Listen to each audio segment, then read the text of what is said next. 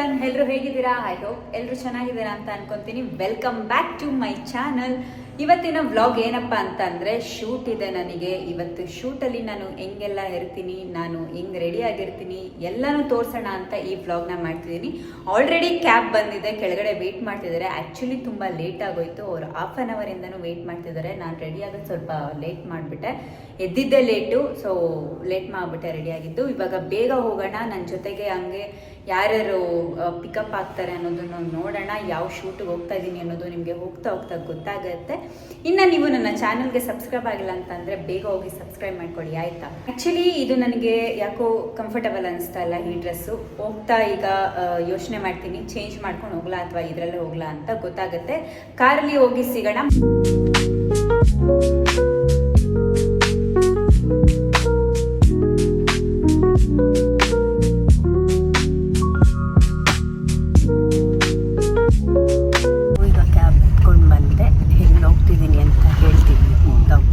ಇವಾಗ ನಮ್ಮ ಜೊತೆ ಇನ್ನೊಬ್ಬರು ಜಾಯ್ನ್ ಆಗ್ತಿದ್ದಾರೆ.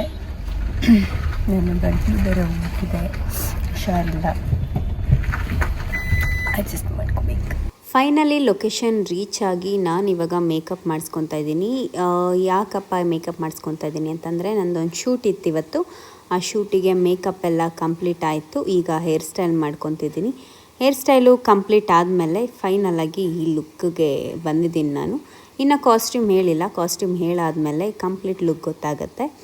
ಇದು ನನ್ನ ಕಾಸ್ಟ್ಯೂಮ್. ಫೈನಲಿ ಕಾಸ್ಟ್ಯೂಮು ಕೂಡ ಹೇಳಿದ್ರು, ಕಂಪ್ಲೀಟಾಗಿ ರೆಡಿ ಆಗಿದ್ದೀನಿ. ನೆಕ್ಸ್ಟ್ ಶಾರ್ಟಿಗೆ ವೆಯ್ಟಿಂಗು.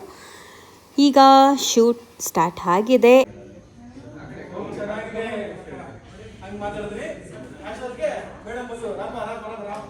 ನಾನು ಈ ಶೂಟ್ ಮುಗಿಸ್ಕೊಂಡು ಇನ್ನೊಂದು ಕಡೆ ಒಂದು ಆಡಿಷನ್ ಇತ್ತು, ಸೊ ಆ ಆಡಿಷನ್ ಅಟೆಂಡ್ ಮಾಡೋಣ ಅಂತ ಹೋಗಿದ್ದೆ. ಫುಲ್ಲು ಟಯರ್ಡಾಗಿ ಹೋಗ್ಬಿಟ್ಟಿದ್ದೆ.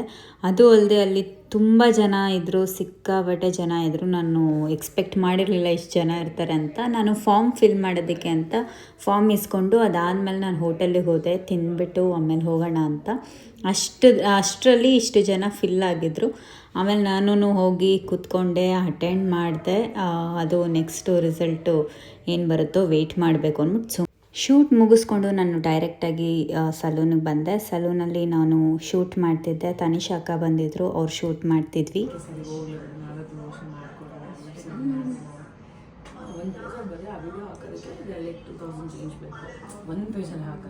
ಅವರು ಫೇಶಿಯಲ್ ಮಾಡಿಸ್ಕೊಂಡು ಮುಗ್ದಾದ್ಮೇಲೆ ನೇಲ್ ಆರ್ಟ್ ಮಾಡಿಸ್ಕೊತಿದ್ರು. ನೇಲ್ ಆರ್ಟು ಕೂಡ ಮುಗೀತು. ಅದು ಮುಗಿಸ್ಕೊಂಡು ನಾನು ವಾಪಸ್ ಮನೆಗೆ ಬಂದೆ. ಸೊ ಇವಾಗ ಶೂಟ್ ಮುಗಿಸ್ಕೊಂಡು ಬಂದು ರೆಡಿಯಾಗಿ ಸ್ವಲ್ಪ ಪೂಜೆ ಮಾಡಿ ಮುಗಿಸ್ಕೊಂಡು ನಾನು ಇವಾಗ ಆಚೆ ಹೋಗ್ತಾ ಇದ್ದೀನಿ. ಎಲ್ಲಿ ಹೋಗ್ತಾ ಇದ್ದೀನಿ ಅಂತಂದರೆ, ಮೂವಿಗೆ ಟಿಕೆಟ್ ಆಲ್ರೆಡಿ ಬುಕ್ ಆಗಿದೆ. ಬನ್ನಿ, ಲೆಟ್ಸ್ ಗೋ. ನಿನ್ನೆ ಆ್ಯಕ್ಚುಲಿ ಮೂವಿ ಮುಗಿಸ್ಕೊಂಡು ಬಂದು ಅಲ್ಲಿ ಮೂವಿಗೆ ಹೋದಾಗಲೂ ಕೂಡ ನಾನು ತೋರ್ಸೋದಕ್ಕಾಗಲಿಲ್ಲ ಏನೂ. ಸೊ ಅಷ್ಟು ಲೇಟಾಗೋಗಿತ್ತು. ಆ್ಯಂಡ್ ಏನು ಮಾಡೋವಂಥ ಟೈಮು ಇರಲಿಲ್ಲ. ನಂದು ಫೋನ್ ಬೇರೆ ಬ್ಯಾಟ್ರಿ ಲೋ ಆಗೋಗ್ಬಿಟ್ಟಿತ್ತು, ಅದಕ್ಕೋಸ್ಕರ ತೋರ್ಸೋದಕ್ಕಾಗಲಿಲ್ಲ. ಆ್ಯಂಡ್ ಮೂವಿ ಮುಗಿಸ್ಕೊಂಡು ಬರೋಷ್ಟರಲ್ಲೂ ಕೂಡ ಲೇಟ್ ಆಗೋಯ್ತು. ಅದಕ್ಕೆ ಬೇಗ ಲೇಟ್ ನೈಟ್ ಆಗಿರೋದ್ರಿಂದ ಹಂಗೆ ಮಲ್ಕೊಂಡ್ಬಿಟ್ವಿ. ಆ್ಯಂಡ್ ಏನೂ ತೋರ್ಸೋದಕ್ಕಾಗಲಿಲ್ಲ. ಈಗ ನೆಕ್ಸ್ಟ್ ಡೇ ಹಾಗೆ ಕಂಟಿನ್ಯೂ ಮಾಡೋಣ ಅಂತ ಅಂದ್ಕೊಂಡು ಕಂಟಿನ್ಯೂ ಮಾಡ್ತಿದ್ದೀನಿ. ಇವಾಗ ನಾನು ಸ್ವಲ್ಪ ಹೊರ್ಗಡೆ ಹೋಗ್ತಾ ಇದ್ದೀನಿ. ಹೊರಗಡೆ ಹೋಗಿ ಅದಾದಮೇಲೆ ಏನೇನು ಮಾಡ್ತೀನಿ ಅಂತ ನಿಮಗೂ ಕೂಡ ತೋರಿಸ್ತೀನಿ. ಹಂಗೆ ಸುಮ್ಮನೆ ಮನೇಲಿ ಬೋರ್ ಆಗ್ತಿತ್ತು ಅಂದ್ಬಿಟ್ಟು ಆಚೆ ಸುತ್ತಾಡೋಣ ಅಂತ ಬಂದಿದ್ದೆ. ಫುಲ್ಲು ಮಾಲೆಲ್ಲ ಸುತ್ತಾಡಿ ಚೆನ್ನಾಗಿ ತಿನ್ಕೊಂಡು ಆ್ಯಂಡ್ ಹಂಗೆ ಅಗೇನ್ ಮೂವಿ ನೋಡಿಕೊಂಡು ಫುಲ್ಲು ಫ್ರೆಂಡ್ಸ್ ಜೊತೆ ಎಂಜಾಯ್ ಮಾಡಿಕೊಂಡು ವಾಪಸ್ ಬಂದೆ. ನಾನು ಈ ಮಾಲಿಗೆ ಹೋಗಿರೋ ಟೈಮಲ್ಲಿ ನಮ್ಮ ಮಮ್ಮಿ ನನಗೆ ಕಾಲ್ ಮಾಡಿಬಿಟ್ಟು ಒಂದು ಪೂಜೆ ಇದೆ ಬಾ ಅಂತ ಫೋನ್ ಮಾಡಿದರು. ಸೊ ಅಲ್ಲಿಂದ ನಾನು ಹೊರಟೆ, ಬೇಗ ಹೋಗಬೇಕು, ಅಲ್ಲಿ ಅಟೆಂಡ್ ಮಾಡಬೇಕು ಅಂತ. ಅಲ್ಲಿ ಮುಗಿಸ್ಕೊಂಡು ಮನೆಗೆ ಹೋಗಿ ಮತ್ತೆ ಫ್ರೆಶ್ ಅಪ್ ಆಗಿ ದೇವ್ರ ದರ್ಶನ ಮಾಡೋಕ್ಕೆ ಅಂತ ಗಣೇಶನ ಪೂಜೆ ಇತ್ತು. ಗಣೇಶನ ಪೂಜೆ ಚೆನ್ನಾಗಾಯಿತು. ಫಸ್ಟ್ ಆಫ್ ಆಲ್ ನನ್ನ ಫೇವ್ರೆಟ್ ಗಾಡ್ ಇದು. ಸೊ ನನಗಂತೂ ತುಂಬ ಖುಷಿ ಆಯಿತು. ಪೂಜೆ ಎಲ್ಲ ಚೆನ್ನಾಗಾಯಿತು. ಹಾಗೆ ಫ್ರೆಂಡ್ಸ್ ಜೊತೆ ಹಂಗೆ ನಾರ್ಮಲಾಗಿ ಮಾತಾಡಿಕೊಂಡು ಖುಷಿಯಾಗಿ ಟೈಮ್ ಸ್ಪೆಂಡ್ ಮಾಡಿ ಎಂಜಾಯ್ ಮಾಡ್ತಾಯಿದ್ವಿ. ಆ ಮೂಮೆಂಟು ಕೂಡ ತುಂಬ ಚೆನ್ನಾಗಿತ್ತು, ಖುಷಿಯಾಗಿದ್ವಿ ಎಲ್ಲರೂ.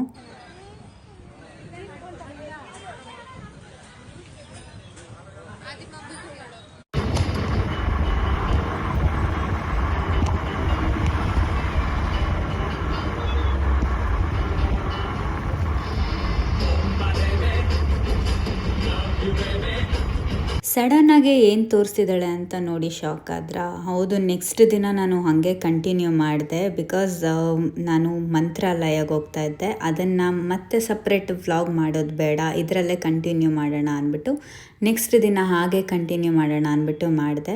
ತುಂಬ ಚೆನ್ನಾಗಿತ್ತು, ತುಂಬ ಚೆನ್ನಾಗೇ ದರ್ಶನ ಆಯಿತು. ನಾವು ಒಂದೇ ದಿನದಲ್ಲಿ ಹೋಗಿ ಒಂದೇ ದಿನದಲ್ಲಿ ಮುಗಿಸ್ಕೊಂಡ್ಬಂದ್ವಿ.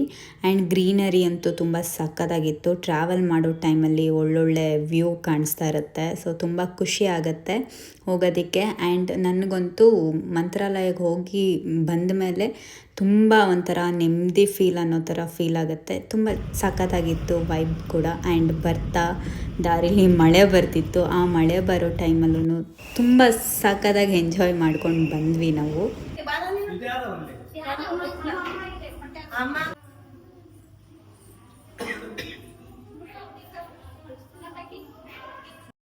इत्यादि समस्त दोष परिहार महासुदर्शन देवता मंडल आराधन च करिष्ये।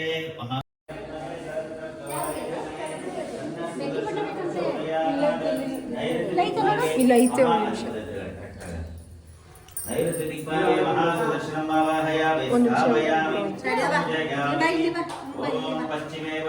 ಹಂಗೆ ಮೇಲೆ ಮ್ಯಾಚ್ ಆ ಕಡೆಗೆ ಅಲ್ಲಿ ಐತೆ. ಸುದರ್ಶನ ಪ್ರಚೋದಯಾತ್ ಪಶ್ಚಿಮ ದಿಗ್ಭಾಗೆ ಅಲ್ಲಿ ಹೂವು ಅಷ್ಟೇ ಹಾಕಿದ್ರೆ ನೋಡಿ ಆ ಜಾಗದಲ್ಲಿ ಪಶ್ಚಿಮ ದಿಗ್ಭಾಗೆ ಮಹಾಸುದರ್ಶನಂ ಆವಾಹಯಾಮಿ ಸ್ಥಾಪಯಾಮಿ ಪೂಜಯಾಮಿ. ಜ್ವಾಲಾಪರಿವೃತಾಯ ಸರ್ವದಿಕ್ಷೋಪನಗ್ರಾಯ ಸಹಸ್ರಜ್ವಾಲಾಯ ಪರಮಾತ್ಮನೇ ಜ್ಯೋತಿಷೇ ಮಹಾಸುದರ್ಶನ ಚಲ ಚರಣಂ ಮಡಮಮದಮದಂ ಪಟು ಪಟಂತಃ ನಾರಸಿಂಹಾಯ ಸ್ವಾಹ ಸ್ವಾಹ. ಓಂ ನಮೋ ಭಗವತೆ ಶಾಶ್ರಾಗ್ರೇ ಧಾಕಿನೇ ಕಿರಣವರ್ಮೋಣಾಯ ಸ್ತಂಭೋದ್ಭವ ಸಮಸ್ತ ದೋಷಾನ್ ಹರಹರ ಸರ ಸರ ಜಲ ಜಲಡ ಮಡಮದಮದಂ ಪಟು ಪಟಂತಃ ನಾರಸಿಂಹಾಯ ಸ್ವಾಹ ಸ್ವಾಹ. ಬಹುತೇಕ ರಾಮಾಯಣದ ಕಥಾಭಾಗವೇ ವ್ಯತ್ಯಾಸ ಆಗುತ್ತೆ. ಇಲ್ಲಿ ತನಕ ಕಥೆ ಹೇಗೆ ನಡೆದಿತ್ತು ಅಂದ್ರೆ, ರಾಮ ಅಯೋಧ್ಯೆಯ ರಾಜನಾಗಬೇಕಾಗಿತ್ತು.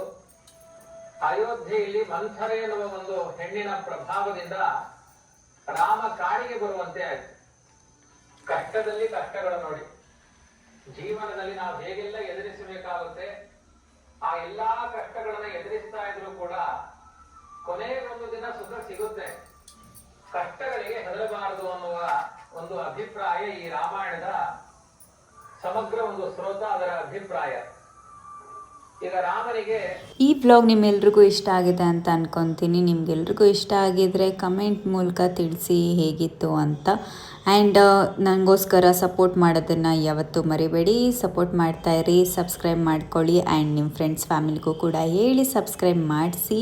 ಹೀಗೆ ಸಪೋರ್ಟ್ ಮಾಡ್ತಾಯಿರಿ. ನನಗೆ ಇವಾಗ ಸಪೋರ್ಟ್ ಮಾಡ್ತಿರೋ ಎಲ್ರಿಗೂ ತುಂಬ ಥ್ಯಾಂಕ್ಸ್, ಧನ್ಯವಾದಗಳು. ಸೊ ಹೀಗೆ ಸಪೋರ್ಟ್ ಮಾಡ್ತಾನೇ ಇರಿ. ನಾನು ನಿಮಗೋಸ್ಕರ ಹೊಸ ಥರ ವೀಡಿಯೋ ಮಾಡ್ತಾನೆ ಇರ್ತೀನಿ. Thank you so much. Bye.